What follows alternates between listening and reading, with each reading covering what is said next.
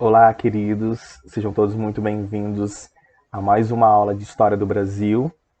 A gente vai dar continuidade aonde a gente parou na nossa primeira aula, tá certo? Onde a gente explicou um pouquinho aí como é que se deu esse processo de construção da colônia. E agora a gente vai dar mais continuidade para a gente perceber como é que o empreendimento colonial se estabeleceu aqui na nossa América Portuguesa e nosso país, tá certo? Expliquei para vocês primeiramente, né, que é uma coisa, questão de suma importância e que pode cair no Enem, é que o nosso país, antes da chegada dos portugueses, né, ele era habitado por outras pessoas, que nesse caso eram os nativos, que hoje em dia a gente costuma chamar de indígenas ou de índios, tá certo? Então eles habitavam aqui no nosso país, eles tinham sua cultura própria, tinham sua religião, tinham sua forma de se comportar, tinham sua própria cultura, e que de certa forma ela foi acabando desestabilizada, ela foi dizimada porque muita gente morreu no processo de colonização, após a chegada dos portugueses aqui no nosso país, e isso, de certa forma, alterou a estrutura social que estava estabelecida pelos indígenas aqui no nosso país, tá certo? Então, turma, depois, mais pra frente, eu falei para vocês que para você colonizar, ou seja, para você explorar, para você estabelecer algum contato social e algum empreendimento colonial em determinada localidade, você precisa estabelecer uma forma de administração. E o que foi que eles fizeram? Eles primeiramente adotaram as capitanias hereditárias, que também é de fundamental importância que vocês compreendam sobre o que é as capitanias, tá certo? Então, primeiramente, o que foi estabelecido? A gente teve a divisão, né, a partir do Tratado de Tordesilhas, em que a partir da faixa litorânea até a região central do limite da linha do Equador, né, da linha do Equador não, desculpa, ao Tratado de Tordesilhas, a gente tinha ali o limite das capitanias hereditárias, né? Então toda a faixa da América Portuguesa que pertencia a Portugal, ela era necessariamente parte das capitanias hereditárias. Não sei se vocês lembram muito bem, mas na semana passada eu mostrei para vocês o mapa de como foi dividida essas capitanias. Disse também para vocês que elas acabaram não dando certo, né, por conta dos ataques indígenas, que sideralmente elas eram muito atacadas nessas vilas, essas pequenas cidades dos portugueses, e segundo também porque elas não tiveram uma ajuda, nenhuma atenção maior dada pela coroa portuguesa. Então, como eles se sentiam desamparados, de certa forma eles acabaram percebendo que eles não tinham tanto auxílio ou tanta, entre aspas, ajuda da coroa portuguesa. Então isso acabou sendo finalizado e logo foi substituído pelo chamado governo geral. O próprio nome já está dizendo, era uma forma de centralizar o poder na mão de uma só pessoa. E aí, por exemplo, o nosso primeiro governador do Brasil foi um cara chamado Tomé de Souza. Né? Ele veio diretamente de Portugal para cá, para o nosso país, tomou logo as primeiras medidas, né? A medida dele era uma medida administrativa, ele poderia cobrar impostos, ele poderia mandar fundar vilas, fundar cidades, ele também poderia, ele tinha um poder judiciário também, né? Acabava criando, de certa forma, algumas leis a partir do que era estabelecido pela própria coroa portuguesa, tá certo? Professor, mas o governo geral foi estabelecido e as capitanias hereditárias acabou? Não necessariamente. Elas continuaram acabando, algumas, claro, finalizaram, mas eu falei para vocês que duas permaneceram. Uma delas foi a de São Vicente, beleza? Bom, além do governo geral, eu falei para vocês que mais particularmente, digamos que atuando nas principais cidades que estavam surgindo aí nesse primeiro momento da história do Brasil, a gente tem, por exemplo, a criação das câmaras municipais, tá certo? As câmaras municipais, como eu falei para vocês, era uma certa forma, ela tinha como base a administração local das pequenas cidades que estavam surgindo, das pequenas vilas ali também. Então eles tinham, por exemplo, a função de administrar a questão municipal, né, auxiliar os governantes municipais, regulamentação das feiras, o mercados também, e a ajuda também em obras públicas aí mais ou menos. Agora pensem bem, que quem era que estava fazendo parte dessas câmaras municipais, ou seja, quem eram os vereadores, as pessoas que estavam fazendo parte disso. Eram os caras chamados de homens bons, ou seja, geralmente eram os grandes proprietários que tinham dinheiro e que tinham, de certa forma, algumas posses aí, por isso que eles comandaram nesse sentido, esse primeiro momento aí nas câmaras municipais. E isso foi fundamental, turma, para que fundamentasse uma questão que chega até os nossos dias atuais no nosso país, que é o chamado clientelismo. O que seria isso então, professor? A troca de favores que geralmente acontece, por exemplo, nas pessoas que estão no poder acima, entre aspas, da gente, né?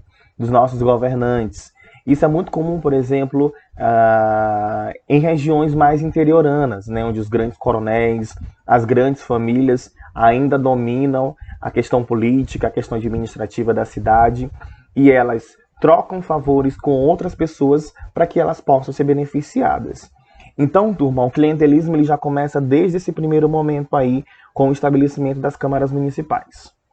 Bom, o assunto da nossa aula de hoje, né, já recapitulei aqui o que a gente deu na nossa aula passada, agora a gente vai andar um pouquinho. A gente vai entender um pouquinho, por exemplo, como é que foi estabelecido a economia colonial.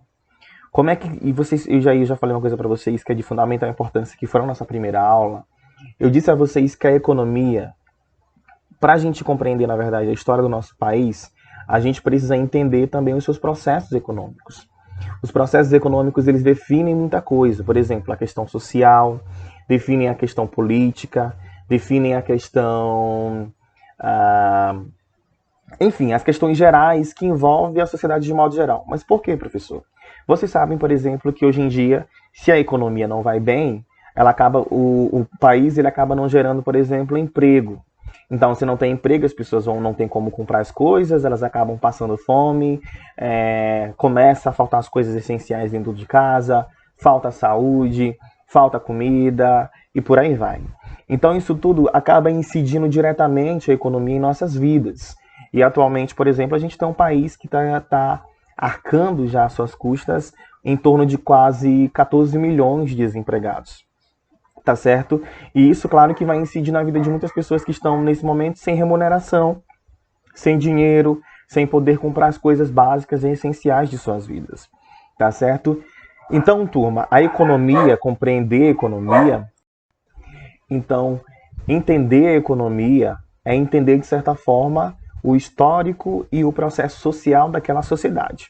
Então, hoje, na nossa aula de hoje, a gente vai se deter sobre dois processos que vão, de certa forma, estar ligados diretamente à economia lá no período colonial do Brasil. Quem são? A gente vai entender, por exemplo, quais eram os principais produtos que eram cultivados pela colônia, né? Quais eram as fazendas, o que era feito nessas fazendas, quais são os produtos que foram comercializados, que foram sendo procurados pelos portugueses para retirarem daqui e para levarem para a Europa. E a gente vai entender outra questão que também é super importante, que é a escravidão negra, né? Que é a escravidão tanto africana como também a escravidão indígena. E aí a gente vai compreender que, de certa forma, a escravidão ela esteve intrinsecamente ligada à questão da colonização e à economia da própria colônia. Que nesse caso, como eu já falei para vocês, que é o estabelecimento e o empreendimento da cana-de-açúcar naquele primeiro período. Beleza? Então, turma, vocês sabem exatamente que o nosso país, hoje em dia, ele é um país que ele ainda vive muito da agropecuária, tá certo? Então, grande parte do PIB brasileiro, né, da produção brasileira, ela vem muito da agricultura, das fazendas de agricultura. Por exemplo, aqui o Maranhão, ao sul do nosso estado, ele cultiva muito a soja, mas a gente também tem outras regiões que cultivam milho, que cultivam cana-de-açúcar e por aí vai. E atualmente também o nosso país é um dos países que mais exporta café do mundo. Nós somos o primeiro, assim, digamos que no ranking de exportação do café do mundo. E isso não é uma coisa que é de agora. Anteriormente, lá no período colonial, nos primeiros anos que foi estabelecida a colônia aqui no nosso país, a gente também teve como a agricultura como a principal base da nossa economia. Lembrem-se que eu falei para vocês na última aula. Os portugueses, quando chegaram aqui, eles não encontraram diretamente o que eles estavam procurando, o que era ouro e metais preciosos. Quem teve sorte para conquistar e para conseguir isso foram os espanhóis aqui na região da América Latina, um pouco mais ao sul, na região de Peru, na região de Chile, que encontraram jazidas de ouros assim, muito importantes e muito fortes. Os portugueses não, quando eles chegaram ao Brasil, eles não tiveram essa sorte de encontrar diretamente o ouro. Tá certo? E essa foi, por exemplo, uma das causas que fez com que eles se desanimassem em começar o processo de colonização. Enquanto os espanhóis já estavam avançando trazendo mais pessoas para a colonização, para trabalharem nas fazendas e trabalharem nas jazidas e retiradas dos metais preciosos, os portugueses não, eles ficaram durante mais ou menos 30 anos aí, digamos que relutando para começar o processo de colonização, até mesmo porque Portugal não estava passando muito bem, estava passando por uma crise política e econômica, então eles demoraram, foram um pouco mais retardatários para começar o processo de colonização. Aí perceberam, por exemplo, que aqui a nossa região, sobretudo no Nordeste, é uma região que ela é muito, digamos que, tem muita facilidade para o cultivo de produtos tropicais. E aí, nesse caso, por exemplo, inclui-se a cana-de-açúcar e o algodão. Pelo terreno fértil, úmido e pelo período das chuvas sazonais, que a gente tem um período aqui no nosso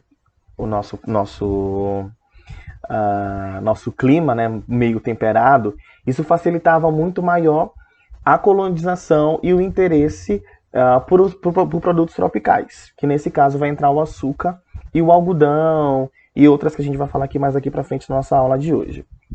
Mas entendam que é uma coisa que é muito importante que vocês têm que compreender, que o açúcar era um produto que era inteiramente requisitado e muito procurado pelos europeus na Europa, como também em algumas regiões orientais.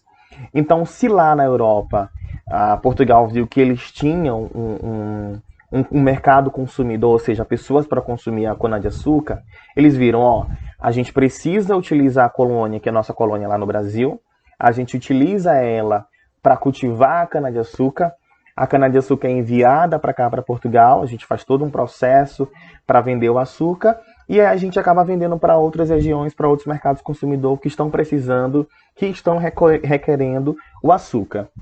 Então entendam que então, turma, a cana-de-açúcar ela foi muito comercializada, foi muito requerida pelos europeus, tá certo? Para vocês verem que eu trouxe um dado muito importante, que eu acho que esse dado clarifica um pouquinho na cabeça de vocês como é que se estava estabelecendo, como é que se estava dando o consumo de cana-de-açúcar lá na Europa, por exemplo. Em 1700 estimava-se que cada britânico consumisse cerca de 4 libras de açúcar por ano. Agora vejam como esse quadro vai mudar. Em 1800, esse número subiu para aproximadamente 18 libras anuais. Se 100 anos atrás, ou seja, lá em 1700, era apenas 4 libras, 100 anos depois, em 1800, esse número subiu para 18 libras, ou seja, ele triplicou.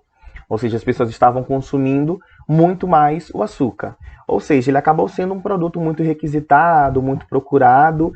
E a coroa portuguesa, percebendo esse feito, essa questão do comércio europeu pela procura do açúcar, eles começaram a investir e a procurar métodos de estabelecer um processo de cultivo, de colheita, de processamento do açúcar, de envio para a Europa e de venda para outras localidades. Agora eu vou lembrar uma coisa essencial para vocês também entenderem esse processo, que é o pacto colonial que a gente começou na nossa última aula. O que seria o pacto colonial então, professor? Lembrem-se, a coroa portuguesa, quem é? Portugal, né, na presença do rei, envia para cá, para o nosso país, matéria-prima, né, os produtos que são destinados inteiramente para o tratamento, para o cultivo da cana-de-açúcar, e enviam também o quê? Mão de obra. Quem é a mão de obra nesse momento que a gente está falando? A mão de obra negra, africana, que foi escravizada, que veio para cá, para o nosso país, que vamos comentar, inclusive, daqui a pouco na nossa aula. Tá certo? E aí, o que a colônia aqui, o Brasil, tinha que destinar para Portugal em troca? A gente tinha que destinar em troca o produto, né, comercializar o produto que estava sendo cultivado pela nossa colônia, que era qual? O açúcar. Beleza, turma? Bom, senhores, a gente não vai ter como compartilhar o slide para vocês hoje, por conta eu estou gravando a aula fora do aplicativo, mas não se preocupem que o slide da aula de hoje eu vou disponibilizar no aplicativo, e aí vocês vão dar uma lida, vão anotar os pontos aí essenciais que vocês precisam anotar, tá certo? Certo. Então vamos agora entender um pouquinho como é que foi estabelecido então esse processo de cultivo e de processamento então da cana-de-açúcar aqui na nossa América Portuguesa. Então, turma, a economia ela se caracterizou pela exploração da mão de obra africana, pelo latifúndio, cultura de produtos tropicais e exploração de metais e pedras preciosas. Então, lembrem-se, se precisava cultivar a cana-de-açúcar, que foi o produto escolhido pelo fato de ser muito benéfico para a coroa portuguesa, eles precisavam que alguém trabalhasse nas fazendas de cultivo de cana-de-açúcar. E quem foram os escolhidos, então? A mão de obra africana, né?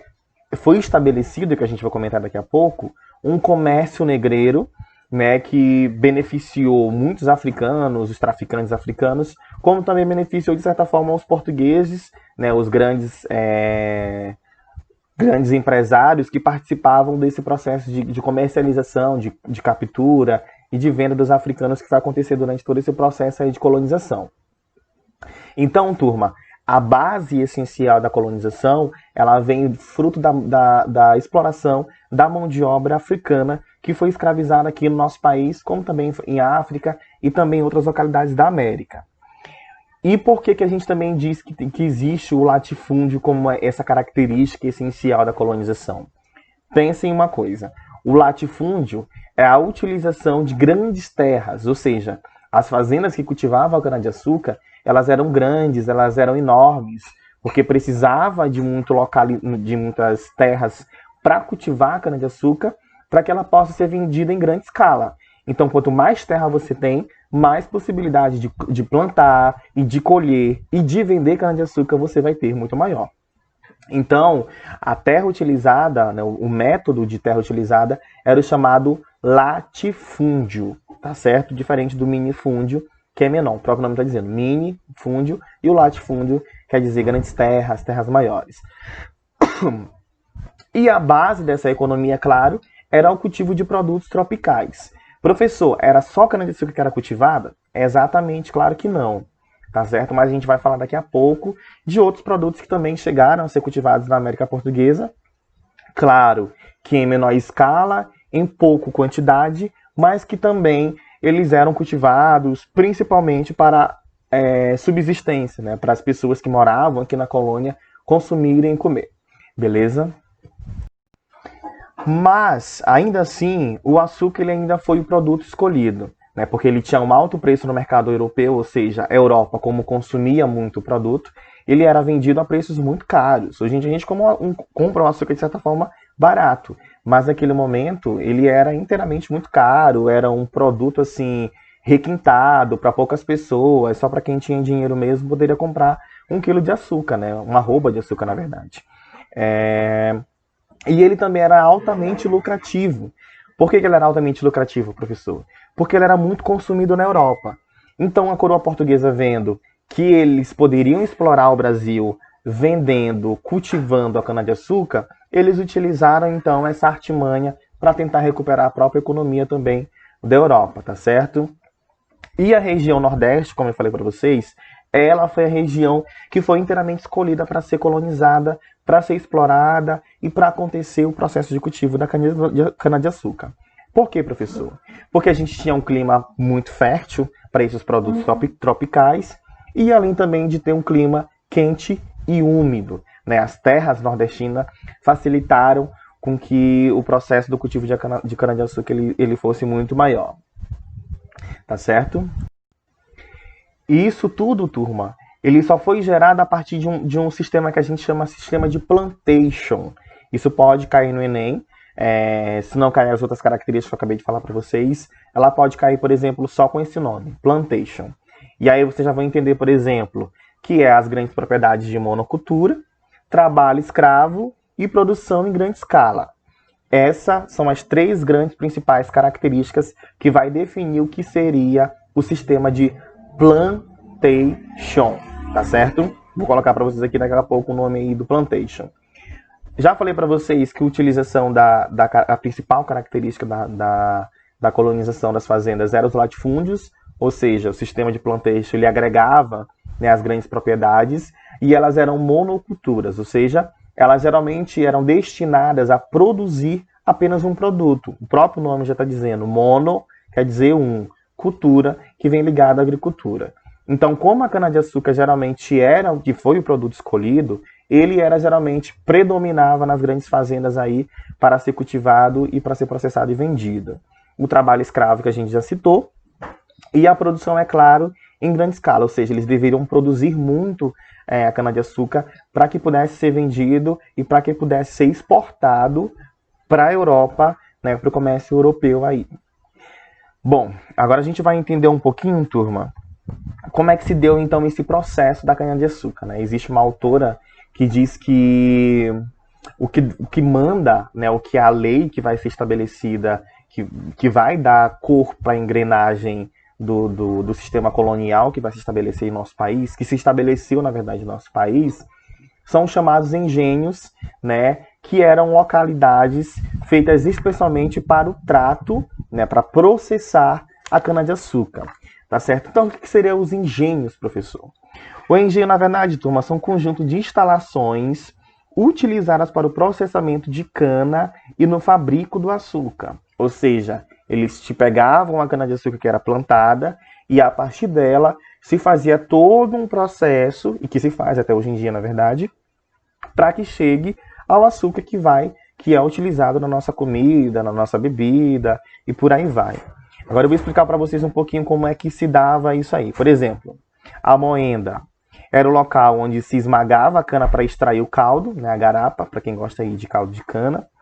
Né, os engenhos movidos eram movidos tanto por tração animal, que também é chamado de trapiche, que esses eram muito mais comuns, e o que também existiam também roda d'água, que eram geralmente mais ligados ao moinho, mas eles gastavam um pouco mais, era muito mais dispendioso, até porque precisava, de certa forma, da força dos rios, né?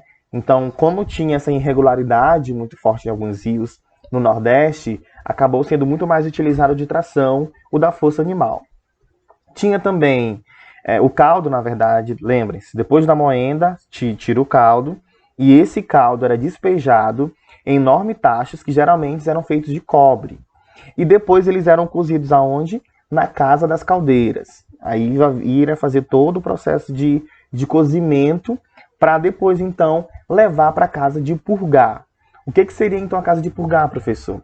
É o momento que vai se retirar todas as impurezas do produto, tá certo? Como a gente vem a cana-de-açúcar que vem do chão, e aí tem algumas coisas que caem ou que pode sujar a própria cana-de-açúcar, ele é processado na casa de purgar para que tire toda a sujeira, que tire em toda a pureza e para que venha um produto inteiramente limpo e consumível, será que a gente pode dizer assim, tá certo? Então, senhores, essa é o processo de processamento. O processo de processamento é ótimo. Esse é o processo que vai se dar para que a gente possa conquistar e ter a cana-de-açúcar.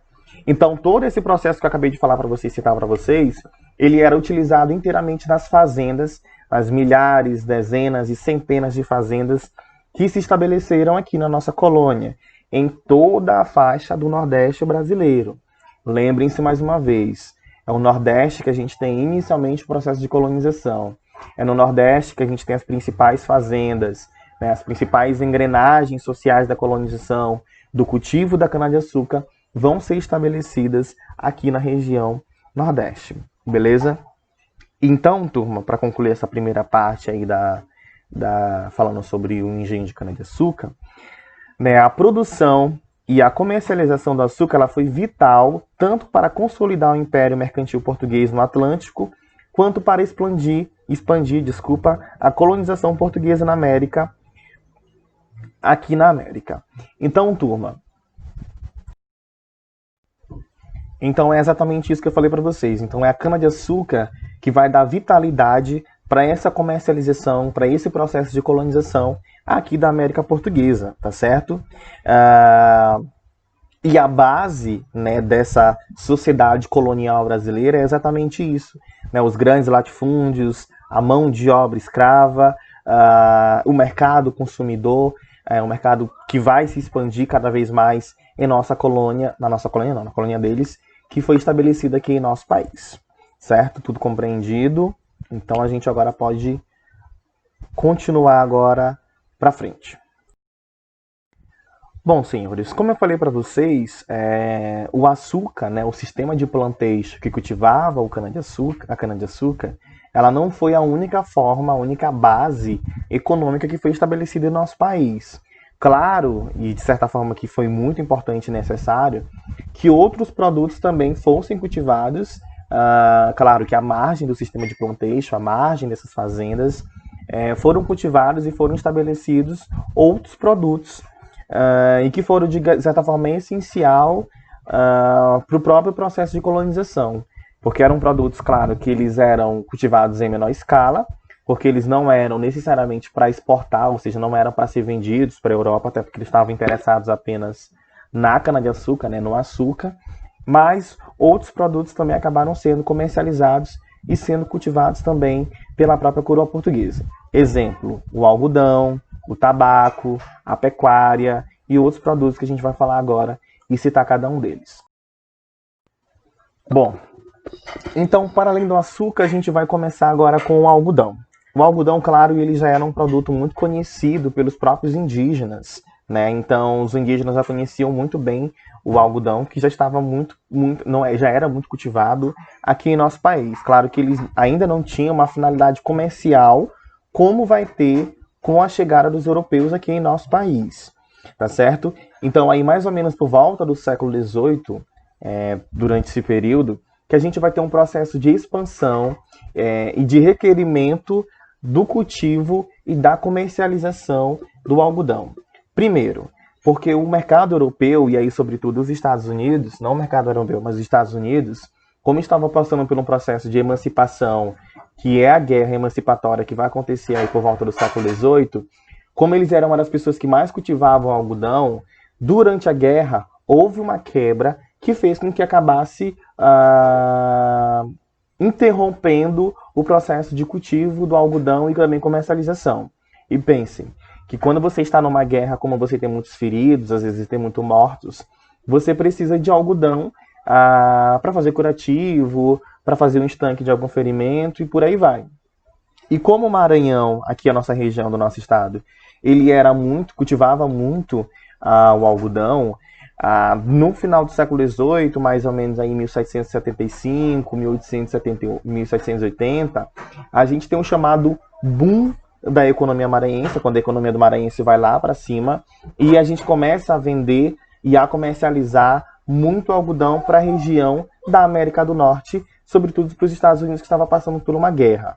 Então, turma, os proprietários maranhenses que também cultivavam a cana-de-açúcar, eles começaram a comercializar o algodão em larga escala. Então, ele foi um produto cada vez mais cultivado e sendo exportado também lá para os Estados Unidos, sobretudo para os campos de guerras que começaram aí nos Estados Unidos e por aí vai, beleza? Outro produto também que foi muito cultivado, o tabaco. Esse já era destinado principalmente para o comércio europeu, beleza? Lá onde havia um mercado consumidor, muitos consumidores cada vez mais consumiam tabaco, que ele também, inclusive, servia como moeda de troca, tá certo? Como vocês sabem, que aí durante a Europa, a questão monetária, ou seja, o dinheiro, ele não era muito circulável, porque muita gente ainda carecia de ter moedas, né? As moedas eram muito raras e muito poucas. Geralmente se utilizava outros produtos, né? Produtos para fazer uma troca por outros produtos melhores e por aí vai. Então o tabaco, né, ele foi muito utilizado pelos europeus para servir como moeda de troca, tá certo? Então esses são assim os dois grandes principais produtos que a gente vai ter vendidos um pouco maior, em larga escala, claro. Só mais um adendo em relação ao algodão no Maranhão. Não perdurou durante muito tempo esse processo de durabilidade da economia e da venda do algodão. Chegou um momento, claro, que ela acabou estagnando e isso fez que, de certa forma, os proprietários das grandes fazendas de algodão entrassem em crise, tá certo? Mas bem no final do século XVIII, durante o período que dura a guerra e lá há a quebra e o interrompimento do processo de cultivo do algodão, o Maranhão viu suas economias irem lá para o alto, beleza? Além do tabaco, do algodão e da cana-de-açúcar, outros produtos também foram cultivados aqui na nossa própria colônia, tá certo? Por exemplo, a pecuária, ela também foi essencial para a colônia portuguesa.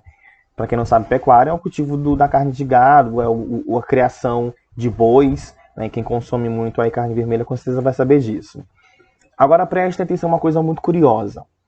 Bem no começo da colonização, foi proibido o estabelecimento ou a criação de bois aqui na faixa litorânea do Nordeste inteiramente.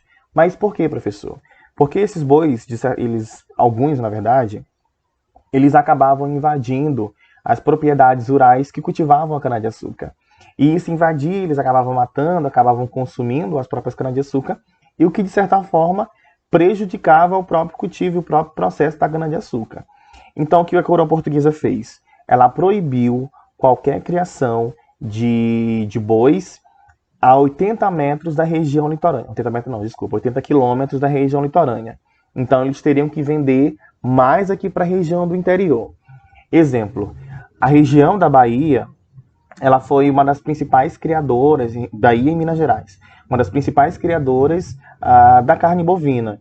E como eles precisavam recuar um pouco mais para dentro, para a região do interior do Brasil, ele foi pegando outras regiões também, por exemplo, a região do Piauí e aqui no Maranhão, ao sul do nosso estado. Então, o Maranhão ele recebeu uma outra frente colonizadora que foi ao sul do nosso estado por conta da pecuária. Os criadores de pecuária, os criadores de bois, eles acabaram estabelecendo aí fazendas na região sul do nosso país. Por isso que surgiram regiões, por exemplo, como Pastos Bons.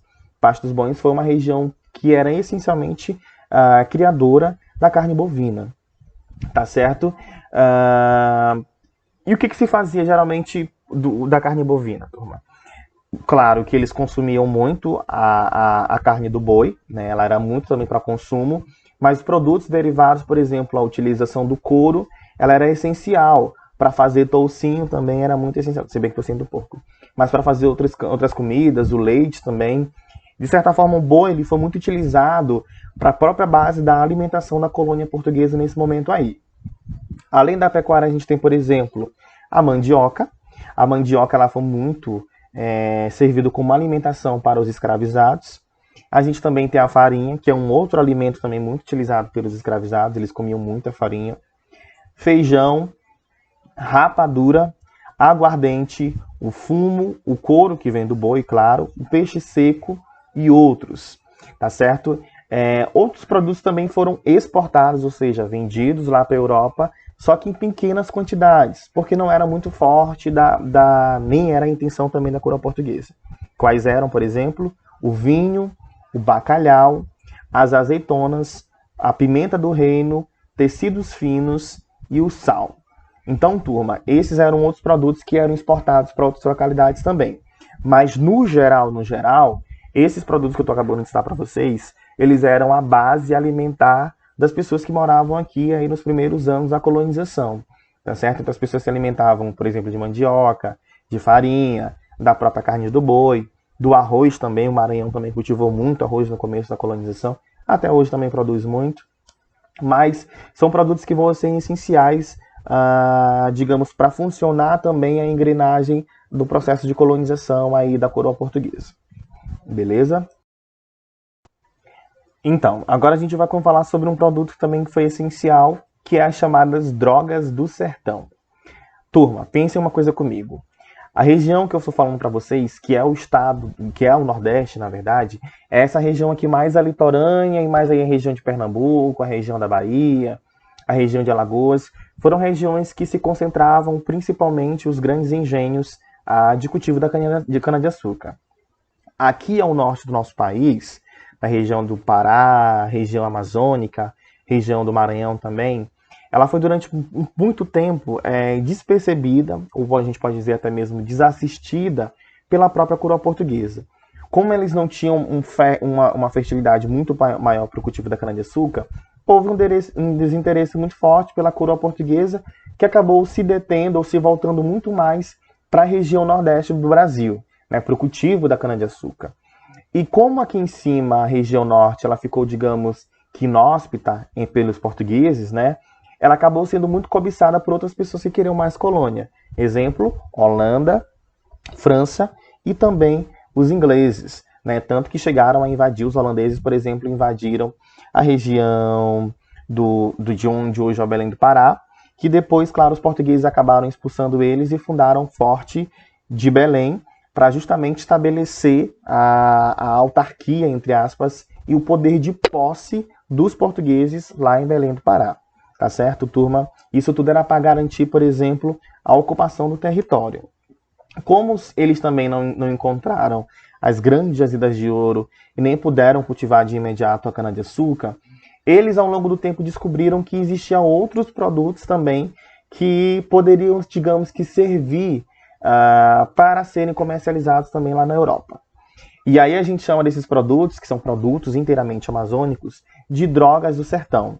Essas drogas do sertão elas já eram consumidas e já eram também de conhecimento dos próprios indígenas. Eles consumiam esses produtos, não comercializavam porque eles não tinham um sistema de comércio, mas como os europeus já comercializavam, já tinham esse interesse de dominação, de ocupação desses produtos, eles acabaram percebendo que eles poderiam servir também para a própria comercialização e consumo no mercado europeu. Tá certo? Então, turma, as drogas do sertão no geral, elas eram produtos estabelecidos e retirados da região amazônica. Quem são esses produtos, professor? O cacau, a baunilha, a canela, o cravos e as resinas aromáticas, tá certo? E eles eram produtos inteiramente apreciados no comércio europeu. Por conta disso, que foi muito, na região norte do nosso país, muito vantajoso para que eles comercializassem, né, fizessem extrativismo desses produtos, mandassem para a Europa e vendessem lá. Beleza? Senhores, agora a gente vai para a nossa segunda parte da nossa aula de hoje, que é um assunto muito essencial e que é um dos temas muito batidos no Enem.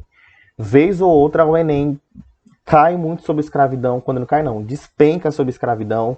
Eu acho que durante os últimos 5 anos sempre tem caído uma questão do Enem sobre escravidão. Então vocês precisam ficar muito atentos sobre isso, porque pode cair esse ano e vocês precisam entender sobre todo o processo de escravidão que aconteceu em nosso país. E aí, como eu sempre falo para vocês, se a economia que a gente acabou de tocar, ela é importante para a gente entender e compreender a engrenagem social do processo de colonização, a gente também precisa entender também um outro fator que foi o que sustentou de fato a colonização, que é a escravidão da população tanto indígena como também africana.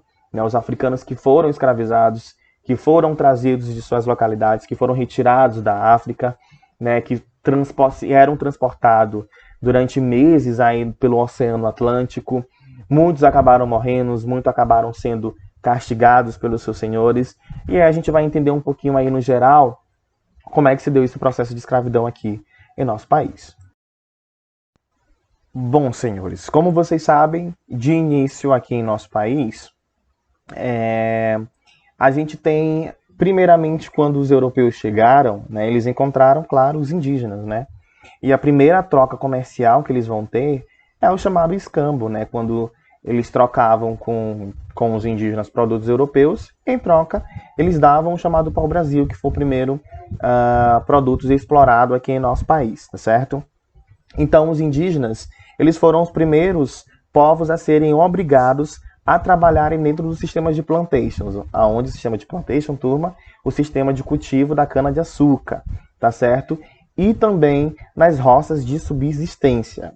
Só o que vai acontecer? Primeiro vão acontecer alguns fatores que vai, digamos que de certa forma, contribuir para que os indígenas eles não fossem mais escravizados, tá certo?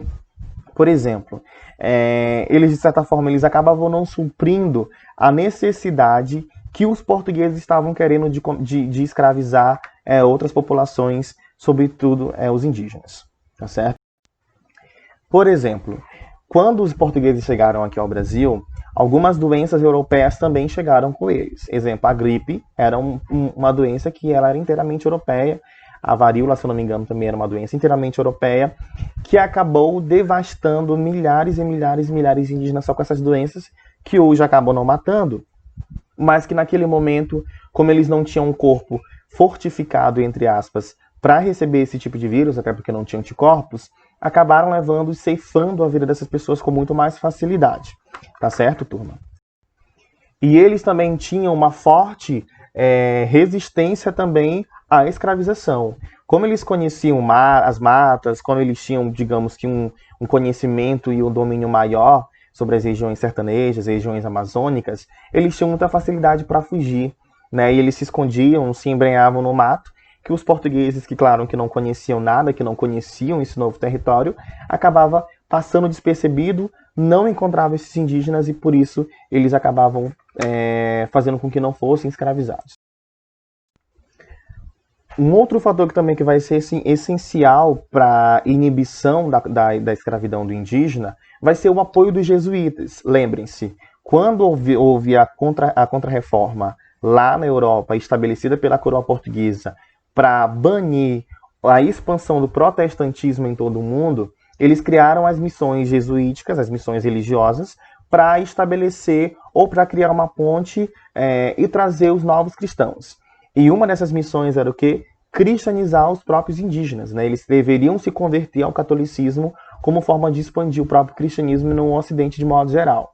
Então, turma, os jesuítas, claro, que vieram para cá, para o nosso país, tiveram contato direto com os indígenas e eles eram as pessoas que levantavam a bandeira principalmente para proibir qualquer tipo de força que viesse a forçar os indígenas a trabalharem no sistema exploratório que aconteceu durante o processo de colonização. E aí, mais ou menos, por exemplo, no século XVI, né, por volta de 1570, a gente tem a proibição por carta régia, ou seja, pelo rei que assinou, da proibição de qualquer exploração do trabalho indígena em nosso país. Tá certo? Então, isso tudo foram fatores que se somaram e que inibiram o processo de escravização do indígena no nosso país.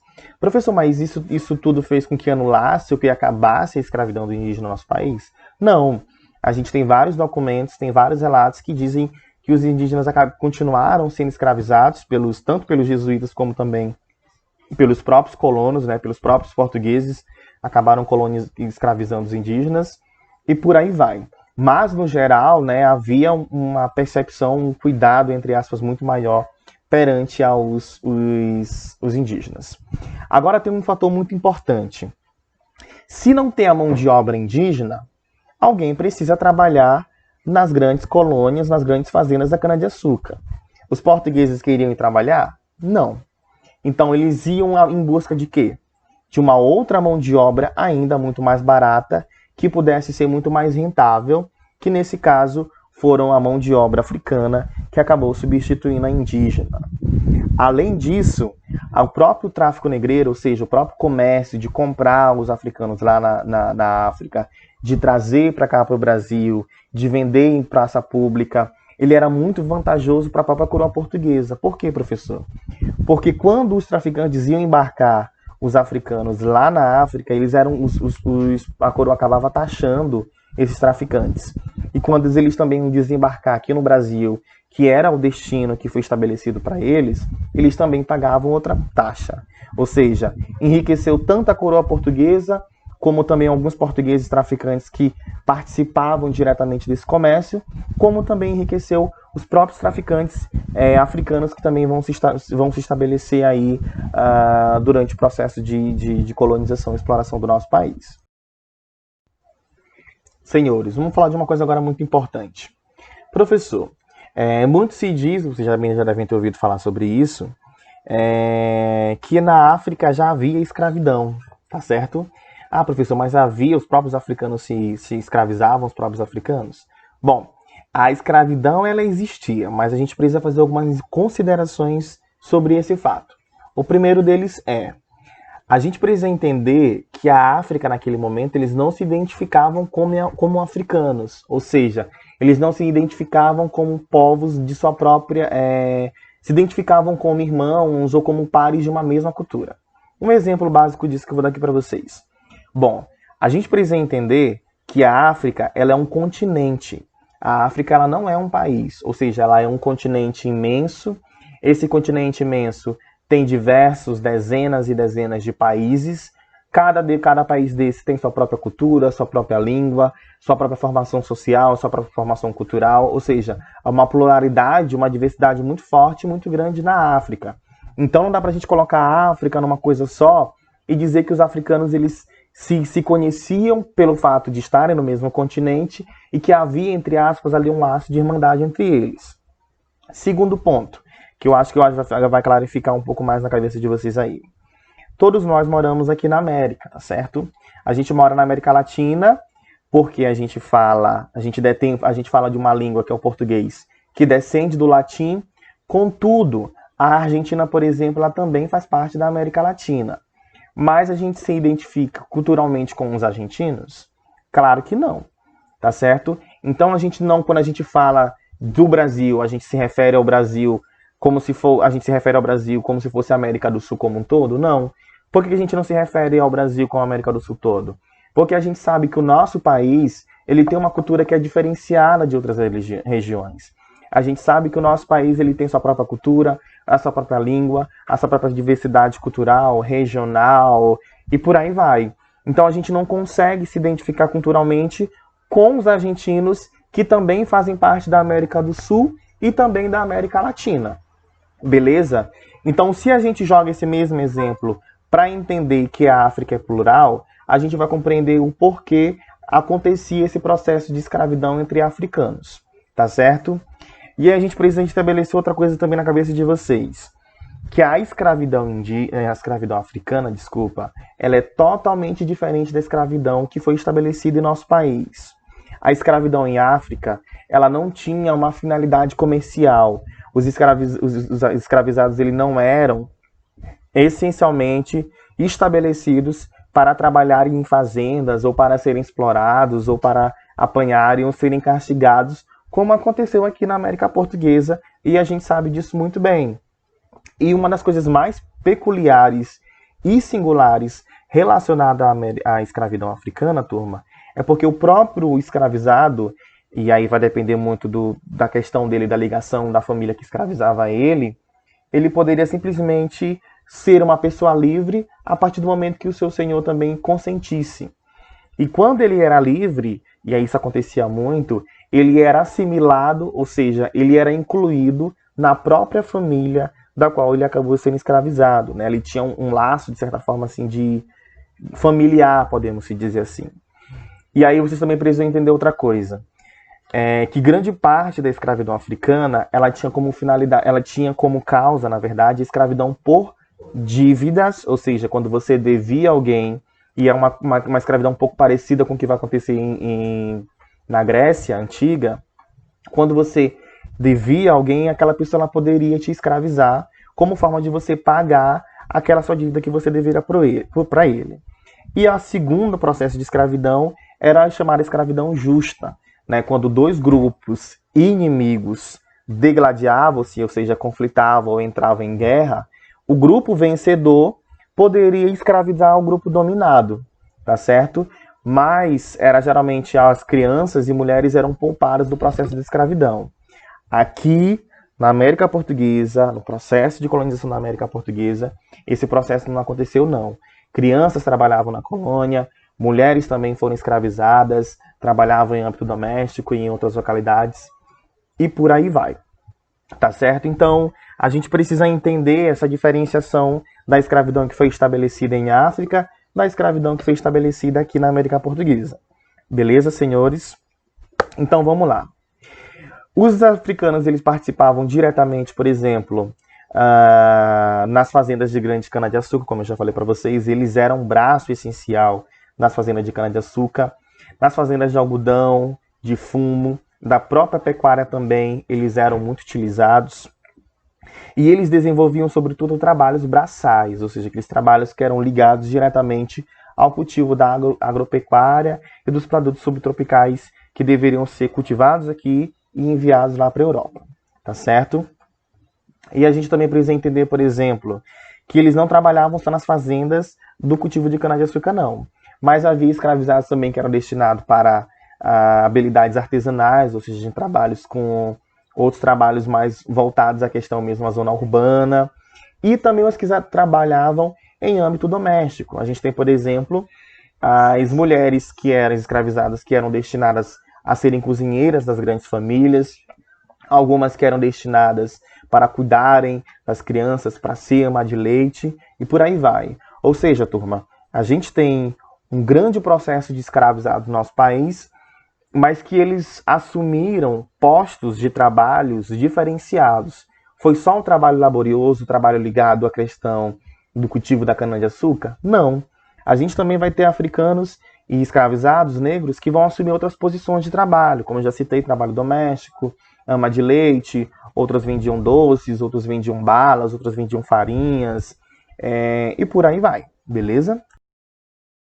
E para finalizar nossa aula de hoje, que não vai ser a finalização desse assunto, que a gente vai continuar e finalizar na nossa próxima aula, a gente vai falar um pouquinho sobre esse processo de trabalho do escravo, mais ou menos, tá certo?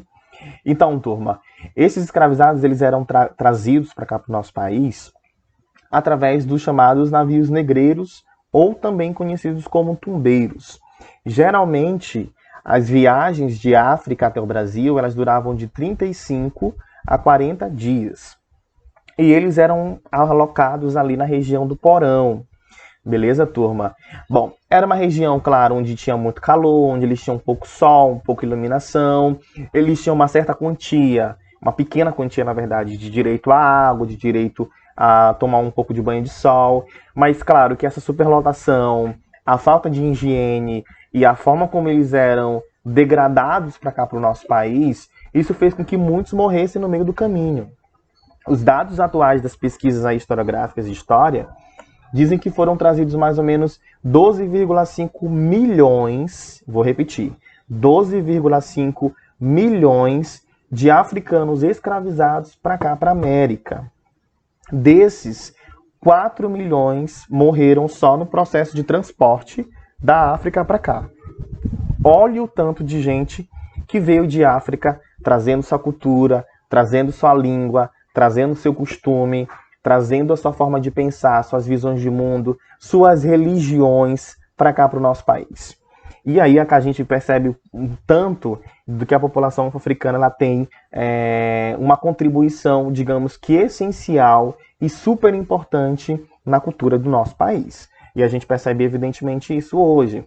Claro que não estou falando apenas de religião, das religiões de matriz africanas. Mas eu falo, por exemplo, da nossa culinária, que ela também tem uma base africana muito forte. Eu falo também do processo de oratória. Muitas das nossas palavras que a gente utiliza no português, elas são palavras de origem africana. Costumes nossos próprios também são de origem africanas. Beleza? Deixa eu ver o que eu posso mais destacar aqui para vocês. Bom, quando eles chegavam aqui na América Portuguesa, né, eles eram separados dos familiares deles. Grupos étnicos de africanos também, que falavam a mesma língua, né, o mesmo tronco linguístico, eles também eram separados, principalmente como forma de evitar que eles se juntassem, criassem algum tipo de rebelião e se levantassem contra seus senhores e contra sua própria, digamos que seus próprios patrões, podemos dizer assim. Grande parte deles eles eram vendidos em praça pública, né, onde eles eram leiloados. Quem desse o dote maior conseguia comprar esses escravizados. Geralmente eles ganhavam uma carta que demonstrava que ali era uma propriedade dele. Então, o que a gente pode dizer que acontecia esse processo de venda? Que o escravizado ele era considerado como se fosse uma coisa. Mas por que, professor? Porque ele era uma posse de alguém. Se, por exemplo, eu tenho essa caneta, aqui é minha, ela é minha posse porque eu comprei ela. Eu posso vender ela para quem eu quiser, eu posso doar ela para quem eu quiser, eu posso, sei lá, riscar com ela onde eu quiser, porque ela é minha. E a mesma coisa também vai acontecer esse processo de coisificação com os escravizados.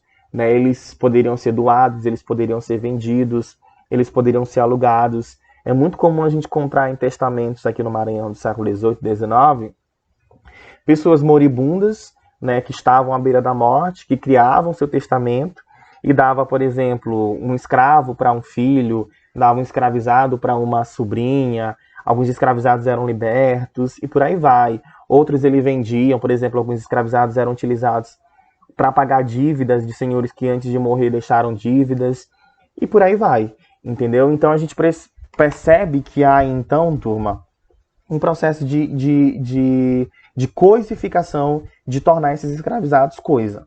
Mas, professor, eles eram de fato coisas? Eles se deixavam ser coisas assim dessa forma? Claro que não.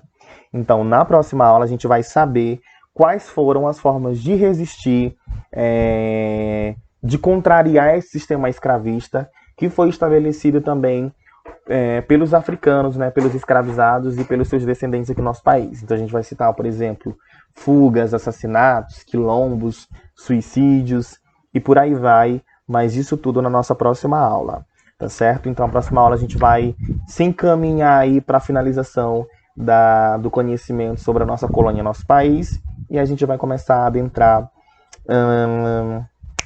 o nosso período imperial. No mais é isso, turma. Eu agradeço muito pela paciência e pela atenção de vocês, e a gente se encontra na próxima aula. Tchau, tchau.